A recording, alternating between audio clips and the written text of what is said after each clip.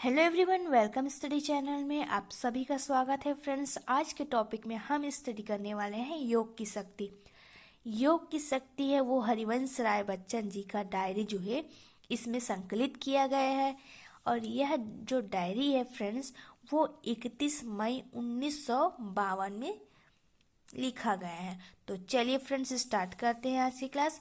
योग की शक्ति में हरिवंश राय बच्चन जी ने बताया है कि किस तरह से एक योग में है जो है विभिन्न प्रकार की शक्तियाँ होती है, और उस शक्ति का उपयोग जो है मनुष्य अपने जीवन में अपने जो मन है उसको नियंत्रित करने के लिए प्रयोग कर सकता है। और इस योग का लाभ जो है अनेक तरह से होते हैं, जैसे कि हमारे जीवन में योग जो है वो एक रोग को दूर करने के लिए भी करते हैं।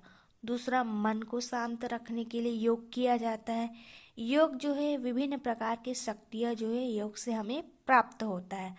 तो देखते हैं हरिवंश राय बच्चन जी ने कौन कौन सी शक्तियों का उल्लेख जो है अपने इस डायरी पे किया गया है।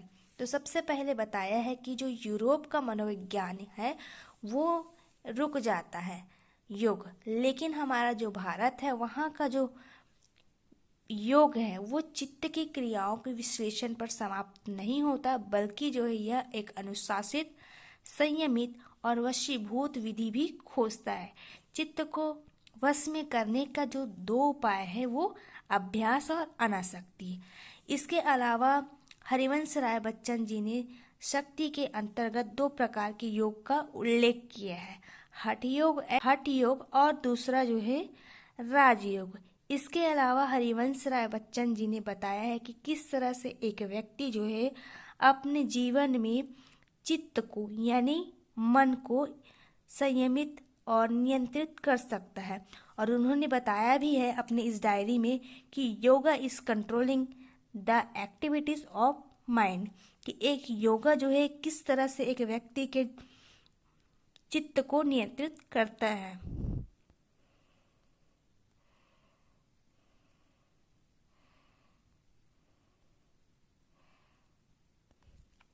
योग के माध्यम से जो है एक व्यक्ति जो है किस तरह से शक्तियों को प्राप्त करता है, उसमें हरिवंश राय बच्चन जी ने श्रीमद् भागवत में लिखा है कि किस तरह से वो योगा जो है किस तरह से विद्या योगेन रक्षति, कि एक योगा जो है किस तरह से ज्ञान की रक्षा करता है, उसे जो है हरिवंश राय बच्चन जी ने अपनी डायरी में बताया गया है।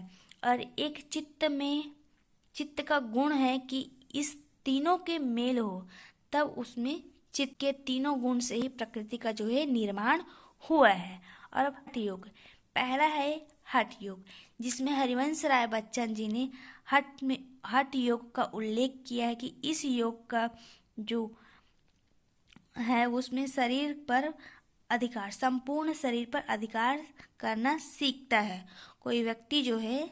और इस योग का उपयोग जो है अधिकांश जो है तपस्वी, बड़े बड़े महान पुरुष जो है इसी हठ योग का रास्ता से जो है अपनाते हैं अपनी साधना को पूरा करने के लिए।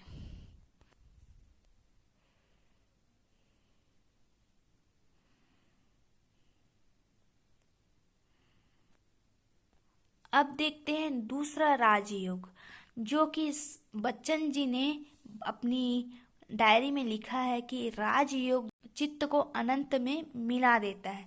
चित्त की क्रियाओं को जो व्यक्ति जो है परिसीमित चित्त जो है उठाकर सर्वव्यापी अनंत चित्त में मिला देता है।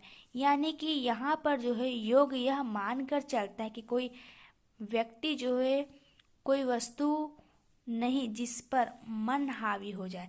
यानी कि कहा गया है कि ऐसा कोई व्यक्ति नहीं है जहाँ पर उसका मन जो है कहीं हावी ना हो। हर एक व्यक्ति जो है हर एक जगह उसका मन जो है हावी होता है।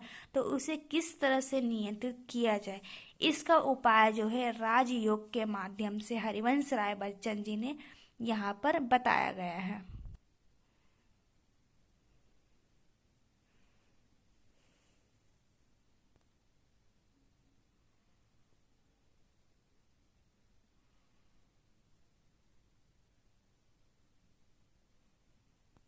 फिर बताया गया है कि इस योग में धारणा को